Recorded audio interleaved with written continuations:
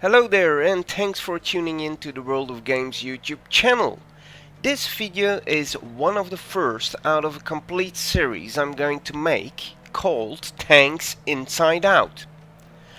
My intention is to make a video about every tank in the game World of Tanks Blitz, but I'm going to start with those who are in my own garage.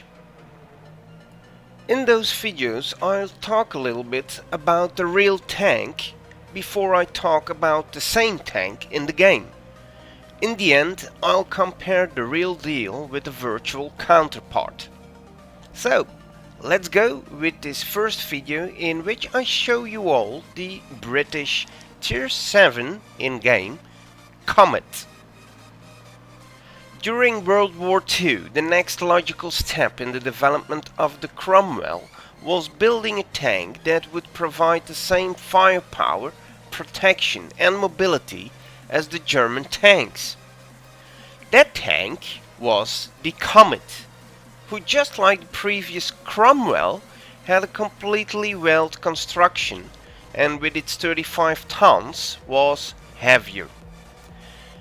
The A34 was in all aspects better than the Cromwell due to its better armor and weaponry, but with a lot of the original components and the same layout. The original prototype of the Comet was the last British reconnaissance tank with the Christie suspension. The performances in the field were more than good and the top speed ran up to 47 km an hour. The A34 was armed with the 76.2mm main gun, better known as the 77mm, which was equal to the 17-pounder, but smaller and less heavy.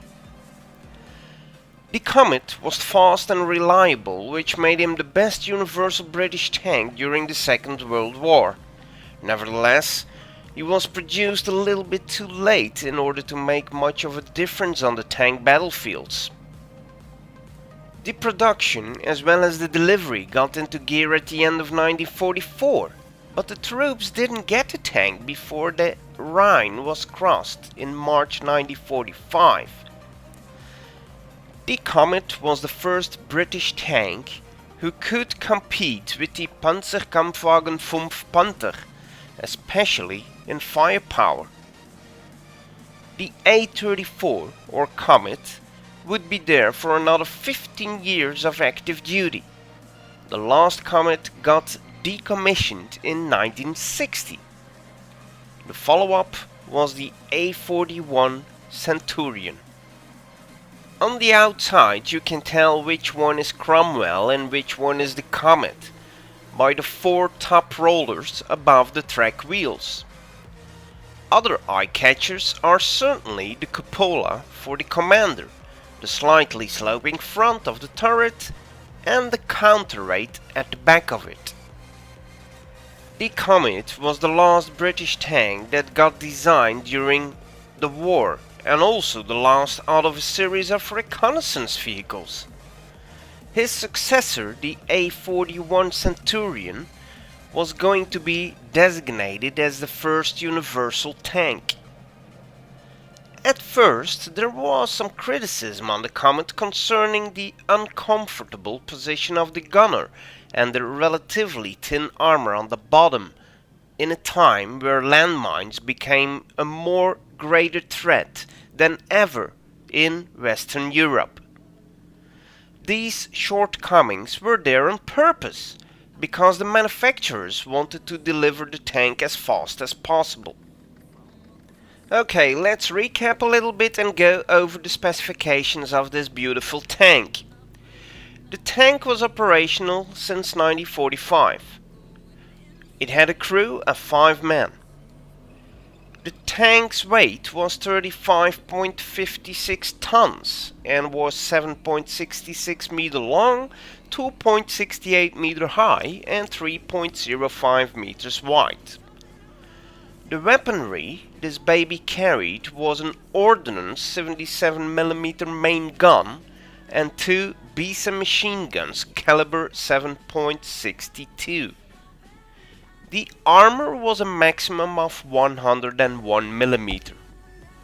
This whole thing got powered by a Rolls-Royce Meteor V12 gasoline engine with 600 horsepower, which let the tank run at a maximum speed of 47 km an hour, and that for a distance of 198 km.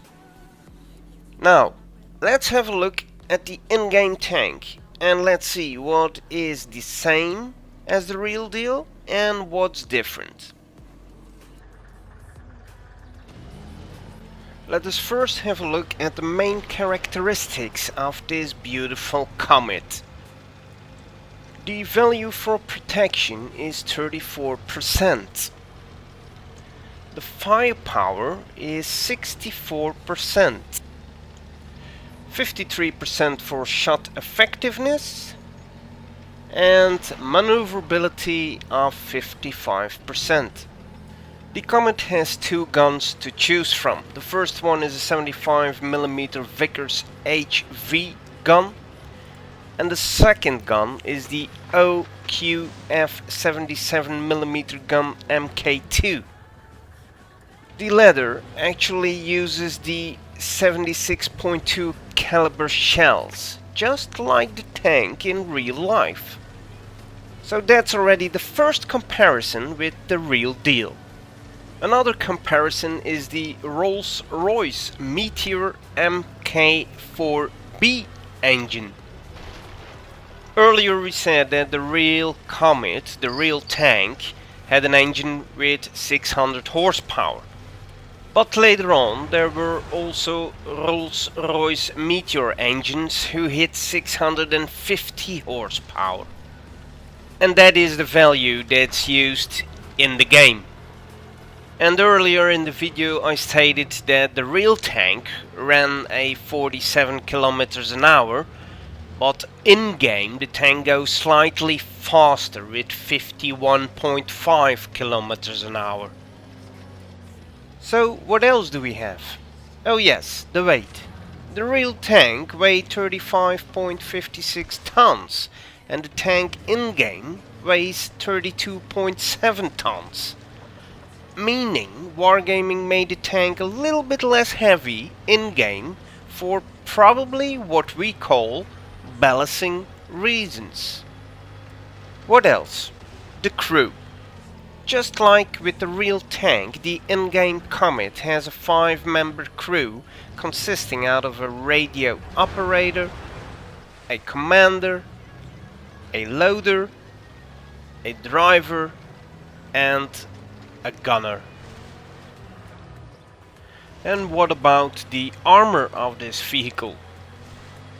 For the real tank, the maximum armor was 101 mm. For the in-game tank, that's slightly different. Let's have a look. The lower plate as well as the top of the upper plate have a thickness of 76 mm.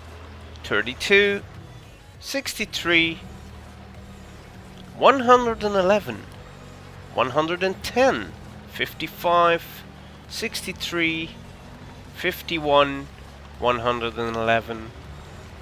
That's all at the front. Now the sides. We have 63 on the side of the turret, 32 on the hull side and 43 on the lower part of the hull. At the rear we have 32 mm. At the lower part 63 for the turret ring and 57 for the back of the turret. This all means that Wargaming really respects that historical 101 mm, except for the front part of the turret, in particular the gun mantlet. And last but not least, I have some firepower numbers for you. The penetration values are 148 with AP shells, 208 with APCR and 20 with HE. The damage is 160 with AP, 135 with APCR and 200 with HE. The rate of fire is 15 rounds per minute. while the accuracy is 0.34 and the aim time is 2.3 seconds. And last but not least, we have a view range of 260 meters and a signal range of 500 meters. So these are all the numbers I can give you. In the end, it's safe to say that the Comet in the game and the Comet from World War II are very alike. I thank you all for watching and hope to see you all again in the next Tanks Inside Out video. See you all later. Let it go.